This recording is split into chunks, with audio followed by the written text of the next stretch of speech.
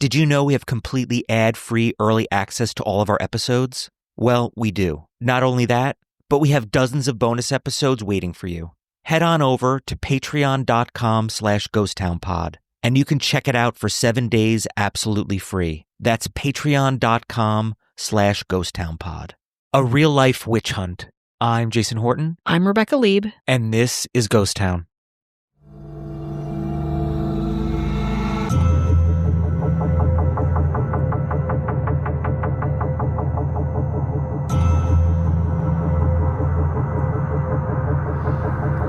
Of all the craziness that came out of 2025, one of the biggest events was the rise of the Etsy witch. Do you know what an Etsy witch is? I do, because I may know someone who purchased a curse or hex from Etsy from a witch. By I may, I mean I do. Great. You didn't see that one coming, did you? Wow, I'm really I have 1,000 more follow-up questions. And it's possible that I may have what the curse involves. Like, they break down how the curse unfolds and how it all works. And I have that information. What is it? Tell us. I didn't think you'd care. I didn't think you'd be interested. Wow. You don't know me at all. Do you want me to read some of this? Yes, I fucking do. I performed this working earlier tonight on your behalf beneath the waxing crescent moon, a lunar phase good for symbolically building pressure / revealing hidden structures and drawing truth upward into the visibility as the light increases to full moon. I focus on the dismantling of corruption and unethical power structures wherever they currently operate within the U.S. administration. Ooh, baby! Did it work? Well, there's a lot. This might have to go to the Patreon because there's a lot. Did it work? Well, ask yourself this. Have things been kind of crazy lately? Yes, they have. The timing of it, coincidentally or uncoincidentally, coincides timing-wise. Now, with that, I say there's always something going on. Sure. I'm forever a skeptic. I'm forever a bit of a cynic. However, it's a little uncanny the way things have been really unfolding lately. And depending on when you're listening to this, I think you can kind of pick up what we're putting down. I think you can too. Our listeners are geniuses. They understand. They understand. I didn't have that in my back pocket. I was like, actually, I'd hoped, but the fact that you have boots on the ground experience is very impressive. I purchased curse or hex from an Etsy witch. Wow.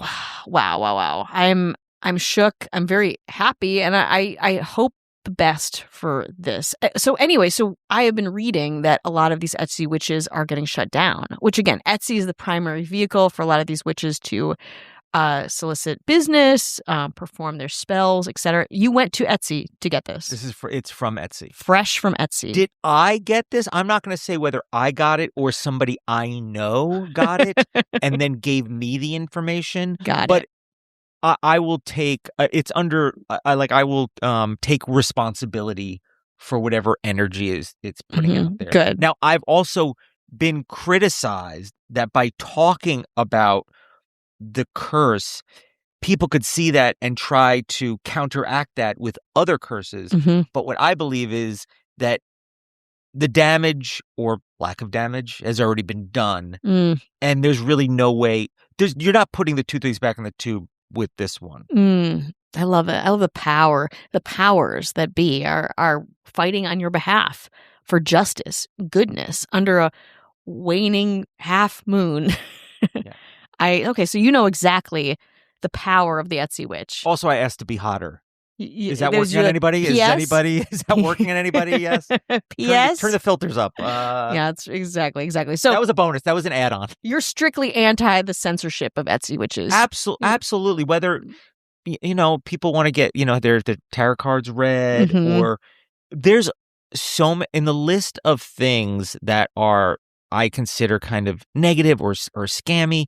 This is somewhere at the bottom. Low. Let people And I really think the work is being put in, because you say like, oh, give me a curse. Like I have pages of information that I don't, and it's specific to what the curse, it's specific to that curse. It's not just like going to like a chiropractor who was talk about where it's like, this hurts and that hurts, but it's like, well, we're going to do the same different adjustments for every single, like kind of catch all. This is definitely not a catch all, but I'm also not like well versed in witchcraft or sorcery. This is a pointed attack, a systemic process to get you what you want. I love it. I think that people who are censoring this type of work, you don't want to piss off an Etsy witch. You don't want to do it. You read that. Like you read that those are some powerful things going on. Yeah. And to do that for the sake of what? I don't know. Trying to censor, I guess it's censorship, propagandize. As long as they're not not delivering on something they claim to be offering, who are you to say what that is or what people want to pay for, whether it's like, this or sex work or whatever like that. There's so many like scammy things out there. Yeah. And people aren't getting what they asked for. Mm-hmm. So I say let them witch. Let them, you know what I mean? As long as I'm protected. No, you're definitely protected. I have to ask though, how much is that? $4,000. Is that bad? Wow. Well, when you're rich like me, it was a pretty nominal fee. Okay. It was a pretty nominal ballpark. More or like a dinner, a dinner in LA. Yeah. It's like a Diet Coke with lime. It's like I would say it's less than $100. But more than $1. You're so secretive. You're a little like coy about this. And I also don't want to like. Well, the thing is, I would never say like who the account is or anything really specific, because again, I don't want them to like get shut down. You know what I mean? Just putting that out there. But you might also give them business. Well, I guess depending on what is happening, what we're talking about. Sure. Right. Sure. Because I want to go to them.